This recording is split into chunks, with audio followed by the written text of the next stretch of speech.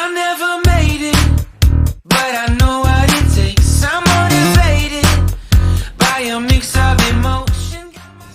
Assalamualaikum dan salam sejahtera. Hari ini kami akan memberikan sedikit perkongsian berkaitan tentang kepentingan menjaga alam sekitar dan kesan akibat daripada pencemaran udara, tanah, air, bunyi dan pemanasan global. Seperti mana yang kita tahu, alam sekitar merupakan benda hidup dan bukan hidup yang telah wujud secara semula jadi pada permukaan bumi, yang mana ia memainkan peranan yang sangat penting dalam kehidupan manusia. Oleh itu, bagi meningkatkan kemajuan sesebuah negara, kita tidak seharusnya mengabaikan peri penting penjagaan alam sekitar. Antara kepentingan menjaga alam sekitar yang pertama adalah dapat menjamin kesihatan manusia. Kesihatan juga dipengaruhi oleh persekitaran yang bersih. Sekiranya kita tidak menjaga persekitaran dengan sebaiknya, maka akan wujudlah pelbagai penyakit, antaranya respirasi, yang disebabkan oleh udara yang tercemar yang mampu mengganggu sistem pernafasan manusia. Kepentingan alam sekitar yang seterusnya adalah tarikan pelancong. Keindahan alam sekitar dapat menarik pelancong bukan saja dari dalam negara, tetapi juga dari luar negara. Hal ini bermaksud, keindahan alam sekitar di sebuah kawasan dapat menjadikan ia sebagai pusat pelancongan global. Sebagai contohnya, Taman Negara Tuanku Abdul Rahman di Sabah. Perkembangan pelancongan ini akan mewujudkan kesan hiburan seperti perkembangan pengangkutan dan industri kecil dan sederhana. Oleh itu adalah penting untuk kita menjaga alam sekitar untuk mengembangkan industri pelancongan. Selanjutnya adalah sangat penting untuk menjaga alam sekitar karena ia merupakan pembuka udara yang bersih. Kawasan persekitaran yang bersih membolehkan kita untuk menghirup udara yang segar. Kawasan-kawasan yang dipenuhi oleh tumbuh-tumbuhan yang menghijau merupakan kawasan yang mempunyai bekalan oksigen yang cukup. Seperti mana yang kita tahu, tumbuh-tumbuhan akan melepaskan oksigen ke udara dan ini membolehkan tubuh kita untuk memperolehi oksigen yang secukupnya.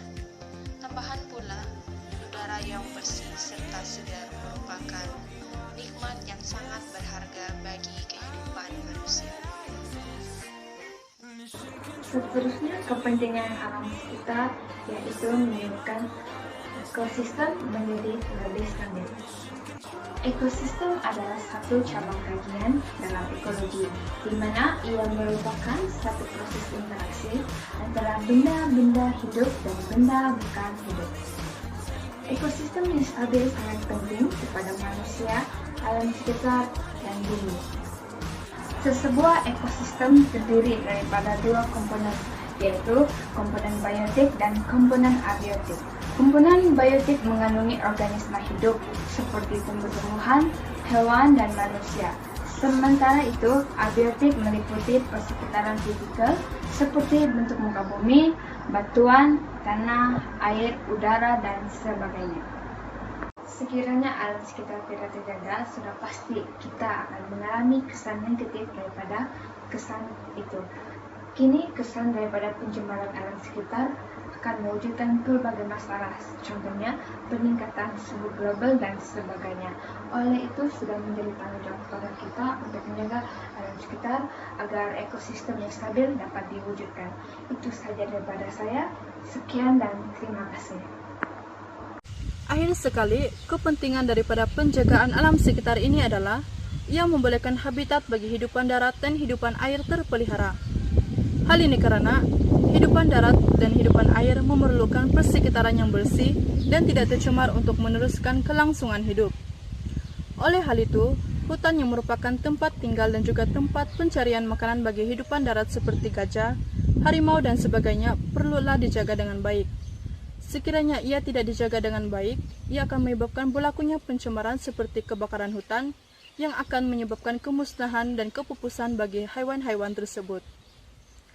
Begitu juga dengan hidupan air, sekiranya air tercemar dan kotor, ia akan menyebabkan hidupan dalam air turut mengalami kepupusan.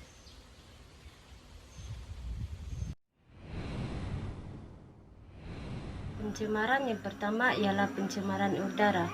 Terdapat beberapa kesan pencemaran udara ke atas alam sekitar. Kesan yang pertama ialah kesan ke atas tanaman. Tanaman memerlukan udara untuk melakukan proses fotosintesis bagi pembesaran mereka. Udara yang tercemar akan mengakibatkan kurangnya gas karbon dioksida dalam penghasilan klorofil. Tumbuhan akan mula menguning dan mati. Kesan seterusnya ialah kesan ke atas atmosfera.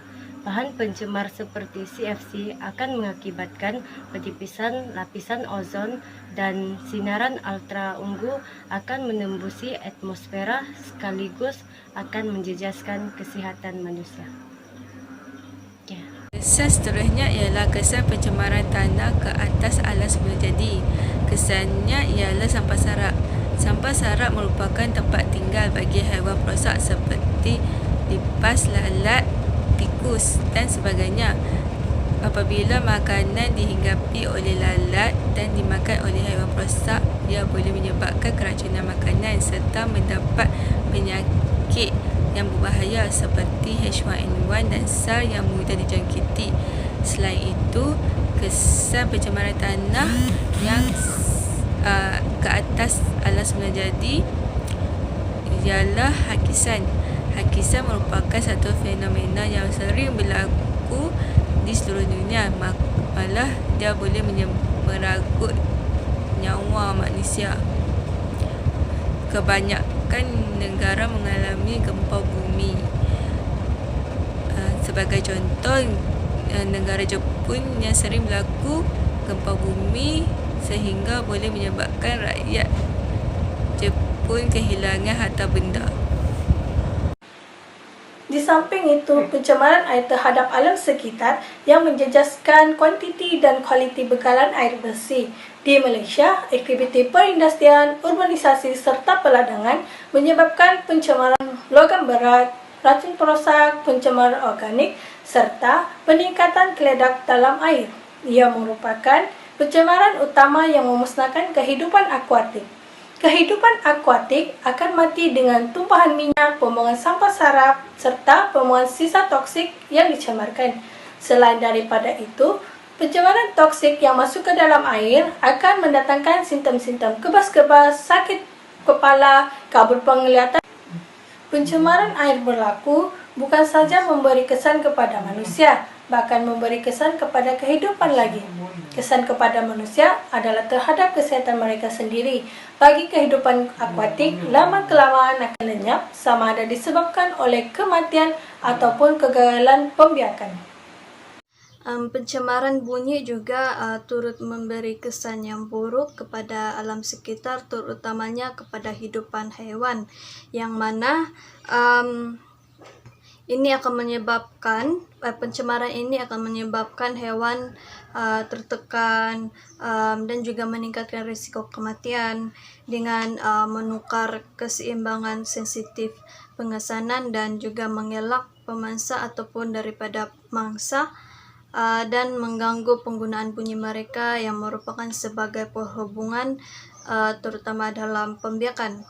Dan kesan yang seterusnya ialah pencemaran ini juga turut menyebabkan habitat haiwan akan musnah dan juga begitu juga dengan case spesies yang terancam yang mungkin merupakan satu laluan kepada kepupusan satu spesies tersebut. Kesan yang terakhir adalah pemanasan global. Seperti yang kita tahu, pemanasan global ini telah menyebabkan kepada peningkatan suhu, iaitu peningkatan suhu ini telah mencairkan liputan ais dan glasier, iaitu beberapa negeri kepulauan seperti di Fiji dan Maldives, dan beberapa negara yang ketinggian rendah iaitu Belanda dan Bangladesh. Selain itu,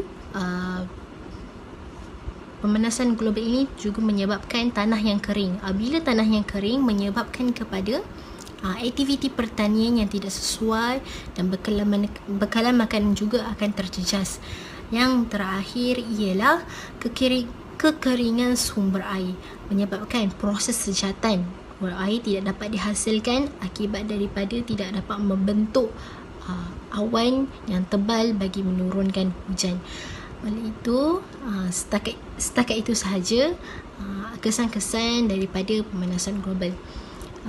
Setakat itu sahaja. Terima kasih.